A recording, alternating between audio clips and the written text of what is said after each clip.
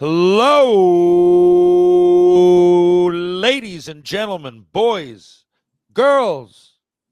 Welcome to episode 255B of Tales with T. I'm your host, Terry Ryan Jr., and today we have former professional hockey player from North Bay, current actor, and soon-to-be hockey fighter, Nick Laporte. Nick, how you doing, my man? Good to see you. Gorgeous Gord Gallant from Shoresy. What are you up to these days? Good to be on here, Terry. Right now just getting ready for my latest endeavor, which is Ice Wars. They just partnered with BKFC. So they're bringing their first promotion June 14th in Michigan. And happy to announce I'll be fighting on that card. So, yeah, just getting ready for that. Unreal. You know what? I forgot to do an intro, so that just popped into the top of my head. What else can you be associated with? What's your day-to-day, Nick? You a real estate developer or something like that? Yeah. My older brother and I run a real estate corporation. We've got about 45 to 50 units that we own right now, so that keeps us busy with renovations and getting everything going like that. So, and how did you get to be gorgeous Gord Gallant in the hit TV show Shoresy? Well, funny story. Actually, I never acted before, done anything like that. Didn't really come on. You never did anything like that? No, I didn't. I didn't even really have an interest in doing anything. And were you in North Bay? I was in North Bay. I had gone to the CFL tryout at McMaster University in the spring of that year, 2023, I think it was. Okay, we're going to get into that next. That's what I forgot in the fucking intro, that football stuff, which is crazy. Okay, so we're going to come back to this. Carry on. Yeah. That's okay.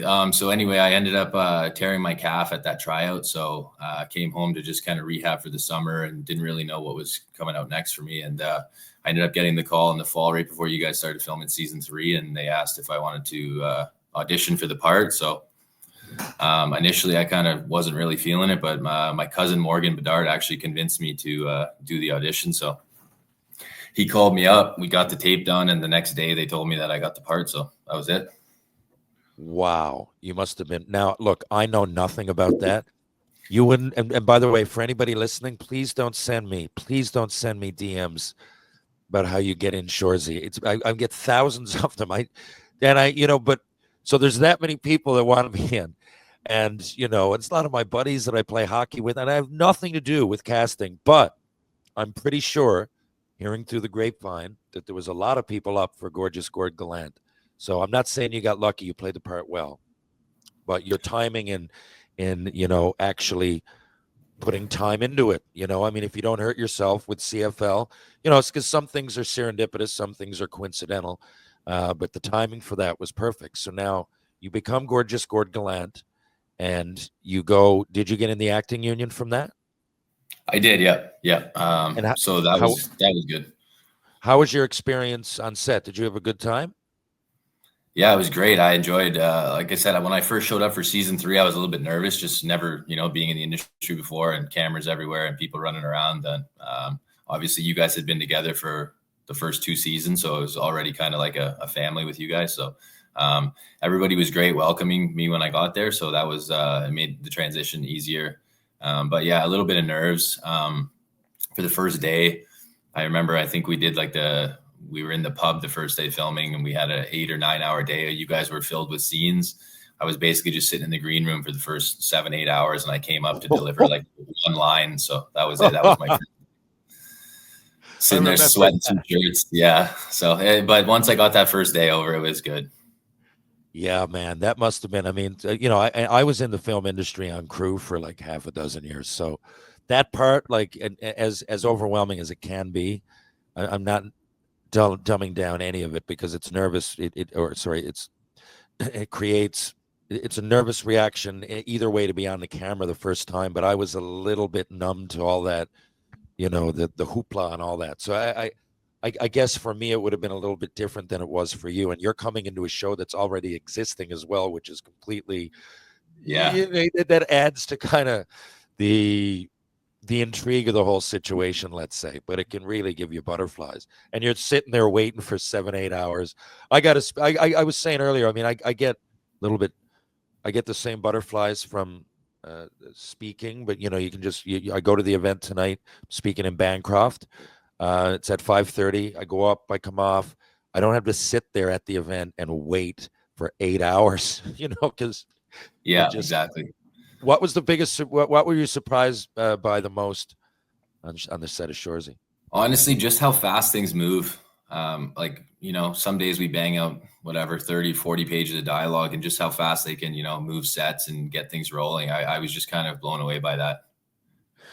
Well, so we do a lot of like more than normal on Shoresy. Not everywhere does tens of pages like that. Like sometimes, if I'm on a lot of other shows, like a long scene might be 6 or 7 pages.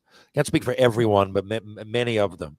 And, we Yeah. often do 20, 30 hot pages. I'm going, wow. Now, the thing is, I love it because we have to go over it so often.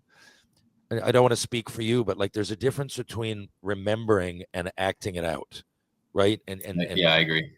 you know what I mean? And we do it so many times that you're seeing everybody's react, because those long scenes have to have more than 2 people in them. So we all kind of do, but you start to see the flavor of it as everybody does it. So by the time you're ready to go, even if it is one word, you know Yeah. exactly how you're going to deliver it, Yeah. Yeah. They do a good job with that. Did you pursue it beyond that? I mean, that was a couple of years ago now. I mean, we just shot season 5. So, I mean, I know that you've done a little bit more, but what else? As far as acting goes, I had a few other auditions at my agent. I had an agent in North Bay start representing me, Rob McCubbin. I Good see. guy, Well, good there's agent. lots going up there now because of the. For those that don't know, I mean, you might laugh at North Bay being like a mini Hollywood, but Northern Ontario, they give a good tax credit, whatever it is. It's Yeah. worthwhile for a lot of places to film up there, budgetary wise, and for that reason, a lot of people, a lot of crew, a lot of acting is people are getting involved. So it's a good time. But how did the UFC thing happen then? And explain that. So I did. I fought in one of these a couple of years ago, but it was only one. You'll see. I can't say much about it. I don't have the rights. Whatever. I told you guys, but now this is a hyped up tournament style event, correct? So Ice Wars initially was a tournament style, so you'd have maybe 4 or 5 fights in the same night in order to be crowned like King of the Ring kind of thing. My God, that must have been fucking. I mean, I just can't imagine getting in more than one long Yeah, hockey fight. I watched the first few events, and like I was trying to get in from the start, it just didn't work out. But yeah, some of my buddies, they were getting banged up, like 3, 4, 5 fights in a night. So they switched it now, so it's basically just one. You'll fight once at each event. So the June 14th, I don't know who we're fighting yet. They're doing the matchmaking now, but we'll find that out probably in the next week. So it'll just be the one fight that you go down for, which will be a lot better for the fighters. My God, honestly, it's the hardest thing I've ever done. Well, I went 4 rounds, 1 minute a round. But if your knee hit the ground, time would stop, or your helmet popped off, time would stop. If you started hugging, time would stop. And I'm into this thing, and I was a last minute addition. Like someone bailed, and they called me to do it, and Oh wow, I yeah. guess, yeah, man. And I said, "Oh, sure, oh man, I'm just saying it was like." So I basically just had to keep throwing for a minute each time, and a minute doesn't sound long. Oh, it's Um, long. Yeah, it's an eternity Yeah, when you're. I'm not saying this to discourage you. You are in fucking great shape. How do you keep it? And was that always a thing? Because we'll get to it. I don't understand. Your pro career is so odd. You played in 2010, 2013 Federal League. You disappear. You're trying out for the CFL. You're going down now in a pro hockey fights. I guess. Let's just take it from 2010. You played junior hockey in North Bay, right? And then. Yep. Okay, yeah. So we finished my junior year. My twin brother and I played house league growing up. So, up till we were 18 years old, house league, and then we got in for 2 years at junior in North Bay. So when we finished that, the federal league was just starting. So we sent some emails The out. league was the Northern Ontario Junior Hockey League, right? That's right. Yep. So your team changed names, or was that 2 different teams? Same team. We just changed names. So their old name used to be the North Bay Trappers way back in the day, and then they had switched to the North Bay Skyhawks. So we were the Skyhawks for my first season. I think it was 08-09, and then 2009-10 was back to the Trappers. Okay. Yeah. So, anyway, we send some emails to this federal league, and we get invited to the camp in Thousand Island for the privateers in the first year. and ended up playing there. Where is that? It is right across the border from Kingston. Whoa, really? Yeah, so it was actually a Thousand pretty cool Island spot. Privateers? Yep. Oh, I thought that was down south somewhere. Jesus, so you're right up near Canada. Yeah, so we played a team called Aquasasni Warriors, and they were actually in Canada, so we crossed the border to come back and play them. But it was like I said, the first year was kind of everything you'd expect from the Federal Hockey League, right? They were signing guys that were just bouncers during the week that couldn't even really skate, and Really? down there. Oh yeah, there'd be fights all game, and it was pretty rough. But obviously, like as young kids, we enjoyed playing that style of hockey. But wow. Yeah, like I was 190 pounds maybe at that time. So what are you 6'4", 6'5"? Just about 6'5.5". Call it 6'5" now that I'm getting older, starting to shrink down. But why did you play defense?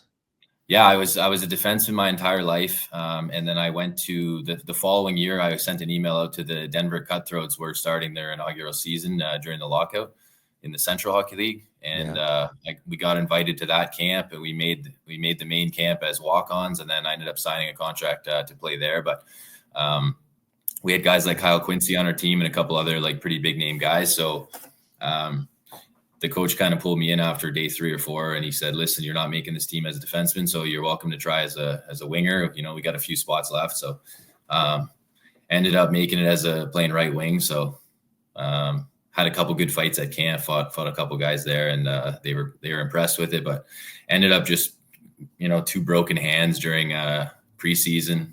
I think I fought 3 or 4 times in preseason, and then first fight at home was against Colt King. He's a pretty tough guy. Yeah. And then had a couple more fights. Like I said, my hands just weren't healing up, and I just didn't really understand the role at the time. I was trying to kind of prove that I could play hockey rather than just embrace the tough guy role for the team. And it's a tough. Ended up getting released. Yeah. Sorry. But like I said, if I were to have the understanding and the size that I have now, going back to to play and take on that role. Back then, I probably would have understood and enjoyed it a lot more. Obviously, now I'm 230 pounds too, so that helps. But just having the knowledge of like what a tough guy needs to be and what he needs to bring to the team. So, yeah, it's a tough line to walk, man. It really is. I can understand it because I'm serious now. You think I'm shooting shit? I'm not. Everybody listening, like we skate, right? Like and Nick, even where were we? Just then, I guess we were up shooting season 5, man. Lots of great players out there and lots of locals coming out. And I don't want to give too much of the plot away who's in it or anything, but we've skated. Like you are a good hockey player. Like I think if someone had nurtured your whole career the right way back then, I don't know where it would have gone. But for example, whatever you're weighing now, this is good. You can skate. You're strong on your skates. Fighting would be part of it. But I think you could, at the very least, make a third liner that could finish hits. An intriguing guy to fight once in a while, but I think you could make. And I know I'm just going from it. We're out there playing, but 3-on-3 with some fucking great players. I'm looking, going, geez, this guy's better than a stint in the Central and the Federal League. Now, I'm done pumping your tires. No, I'm only kidding.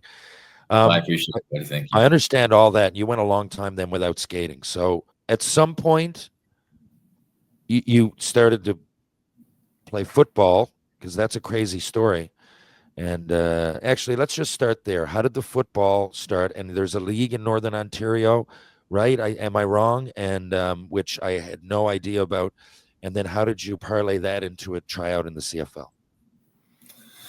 Okay, so going back to like where the hockey finished, I think it was that was my last season, 2012, 2013. Ended up coming home, got in a bar fight, got charged. That was the end of my playing days.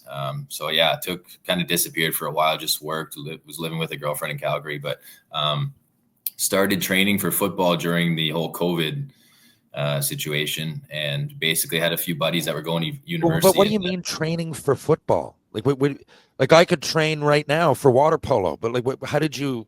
What do you mean? You just said to yourself, you know what? I think I'll try out for the CFL? Essentially, yeah. Like they have open camps every year. And did you have any background in it? No, never played football. Just what? You can see where I'm going with this, how this sounds fucking insane.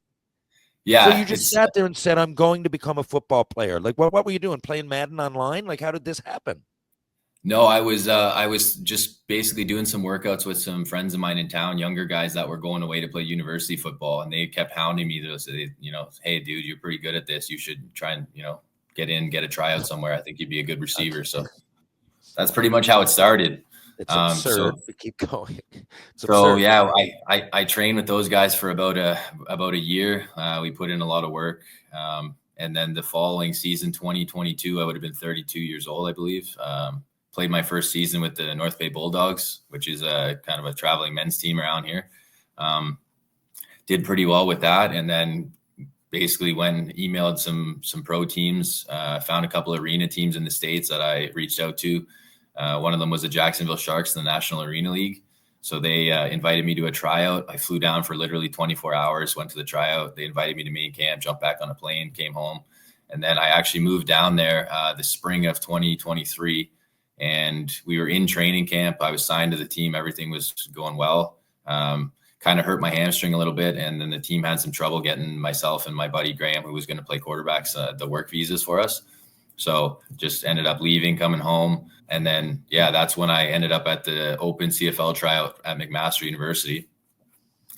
And running the 40-yard dash, I had a non-contact calf tear, which was basically the end of me pursuing football because it took a while to heal. And, I'm not young anymore. So it's not like I can just jump into rehab and getting back out on the field. Or No, like just jump into fighting people. Bare knuckle face fight. Yeah, I mean, I just find it wild. I mean, I can kind of identify with jumping all over the map career wise, but this is wild to me because people just don't join the CFL or just go jumping into a situation of, bare knuckle fighting people to a degree, I guess, in a hockey knock 'em down live event. I mean, it's just nuts. So sticking on this for just 1 minute. Okay. Mm-hmm. What position were you trying out for? Are you saying that you were cutting the mustard as a wide receiver? Yeah. So wow. How many? What? 6'5", 230 pounds. I can run a sub 4.5 40-yard dash. It's there's not many guys out there doing that. Was it intimidating to have people around you that had all had, a professional football background? Not really, no. I learned what I could, and of course I asked as many questions as I could when I was surrounded by guys that had a better football. So how does even when it comes in the routes to take, and these people have all been trained, and you can, snap your fingers, and there's hundreds of plays in a playbook that they all have in their heads. So how are you, or is it when you go to camp, it's like point A to point? I would assume that all that would have helped them. No. Yeah, definitely. That was definitely a disadvantage for me. Like, not having that experience with playbooks and things like that. But the first year we were training together, like the guys were pretty good showing me all the routes that I needed to run. And of course, as a wide receiver, deep threat kind of wide receiver, you're somewhat limited to what they're going to call for your play calls. So you'll run a lot of, deep routes, digs, posts, outs, stuff like that, fade routes. So then when you get to your camp or whatever, they'll kind of issue you a playbook to go over. So you'll have some time to figure out the plays, and it's just like acting. Actually, you'll go over your plays and kind of learn them as you would with your lines. So once you get the hang of them, it's just kind of repetition. Well, listen, don't mistake my humor for the situation, or for anything other than admiration, because I really, the fact that you did that is probably the most shocking part of this interview, or the most intriguing thing that I know about you. Like, you went for it, and to some degree you were successful. And that's same with pro hockey. I mean, you're coming out of junior B somewhere, and you played professional hockey, man. It's wild. Professional acting, a little bit of professional football, and now you're getting into this. So how you train hard. I don't know how long you have been, but yeah, man, you're built. I couldn't think of many people that, and you're excited to give this, like you're built for this sort of thing. But how are you training for what's coming? So right now I'm doing a lot of like fight cardio, high intensity stuff just to obviously get in shape for it. Cause like you mentioned, when you did your event, like a minute is a long time. And I Yeah. think our rounds are set for 90 seconds. So I think it'll be 3 rounds for my fight at 90 seconds with a minute rest in between. So I'm just doing a lot of high intensity cardio to get going. Lots of work on the heavy bag. I've got some synthetic ice being delivered to me from a buddy this week. So I'm going to get some guys on sparring with me, get the gear on, and I'm heading down to Zen and Kanopka was nice enough to invite me down to train with him. So my twin brother and I are going to fly down in I think middle of May, and we're going to get some work in with him and Penner and those guys. So that'll help out a lot. That really will help out a lot. And what are generally the rules here? It's you get your hockey gear on, right? Yeah, so you're in full gear with the helmet, obviously no cage or visor, and you'll keep fighting if the helmet does come off. The refs eventually will kind of intervene, but you'll have 4-ounce MMA gloves on, I think, for my first fight, just because I'm considered an amateur and I haven't done the event before. Oh, yeah, I had to wear those, yeah. Yeah, so I think now that they're partnered with the BKFC, I think the guys that have already done fights have the option to go gloveless. I'm not certain on that, but I think that's what I read in the contract. So my first fight obviously will be with gloves on. So yeah, the basic rules are just the ref can kind of intervene if he thinks, a fighter is out on his feet or something like that. But other than that, it's just try and knock him out before you get knocked out. We wore, so I don't know what level gloves, but it was the MMA kind of gloves, whatever it is. We wore those, but I made a mistake, man, because my opponent, they gave us the option if we wanted to tape up our hand like a boxer. Yeah. And my opponent did and I didn't. I'm like, I never did that when I played. Why would I do it now? But he started to hit me, and like they were hammers. Like I got in my second book, I talk about the hardest punches I've been hit by. Mark Morrow, Ryan Vandenbush, and Trevor Gillies, and Domi not far off, but he never really cut. Like it's got to be like if someone like you caught me the right way, that it would inevitably do the same thing. It's the perfect storm of punches when it hits you in the right place and it kind of throws you out. And this guy, every punch was doing that. And I was like, fuck, I didn't think about that. Like, so, I mean, I'm sure you're going to be prepared. I really wasn't. I didn't, I knew I had good cardio. I knew that. I'd been training for ball hockey, and I just generally have good cardio. So I knew that part, but man, I remember my forearms, my triceps for like days later. They were just done. I couldn't have gotten another 5 minutes out of it, man. I was done. I mean, I don't need to ask. I know you're prepared physically. Did you change anything in the way that you were? Because I know you were already in great shape. Did you change anything? Did you go more circuit training as opposed to bulk stuff, or the other way around? Or are you just going to pretty much keep the same level of? I'm talking about like muscle weights. Yeah, so nothing's really changed in the weight room or anything, but I have definitely increased the high intensity stuff just to prepare for the fight in terms of the cardio.